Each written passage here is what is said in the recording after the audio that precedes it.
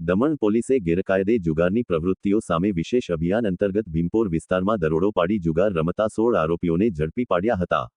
પોલીસે સ્થળ પરથી 3,71,020 રૂપિયાની રોકડ, 13 મોબાઈલ ફોન, 2 કાર, તાશના પત્તા તથા જુગાર રમવામાં ઉપયોગમાં લેવાતો અન્ય મુદ્દામાલ કબજે કર્યો હતો. પોલીસને મળેલી ચોક્કસ બાતમીના આધારે દરોડો પાડવામાં આવ્યો હતો.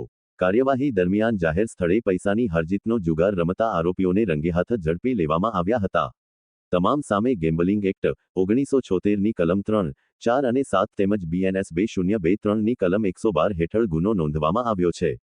ઝડપાયેલા આરોપીઓમાં ઇમ્તિયાજ મુસ્તુફા શેખ રહે વલસાડ, ઉમાન વસંત મંડવી બુહારી, તાપી, અંજન ગણપત શેખ બુહારી, તાપી, ઇમરા ગુલાબ મુલતાની, સેવલયા, વલસાડ, મોહસિન મુર્તજા શેખ, સેવલયા, વલસાડ, ઇસ્માઇલ જીવલાલ પટેલ, ચીખલી, ઇમતિયાજ અબ્દુલ રઝાક ખાન પઠાણ, ચીખલી, વસીમ નાજીમ મહમ્મદ શેખ, ફોર્ટ એરિયા, મોટી દમણ, મનીષ ડાહ્યાભાઈ પટેલ, કંજોડ, નવસારી, ઇફ્તેખાર ઇબ્રાહીમ પટેલ, ઇસરો, વલસાડ, રોકેશભાઈ પ્રવીણભાઈ પટેલ, બુહારી, તાપી, નિમેશ સોમાભાઈ પટેલ, ગોઝારિયા, મહેસાણા, ગોરાંગ ઇમતિયાજ શેખ, સેવલયા, વલસાડ, મુન્ના ઇસ્માઇલ શેખ, વલસાડ, ઇસ્માઇલભાઈ મગનભાઈ પટેલ, નવસારી, સહેજદાન અબ્દુલ રઝાક પઠાણ, ચીખલી.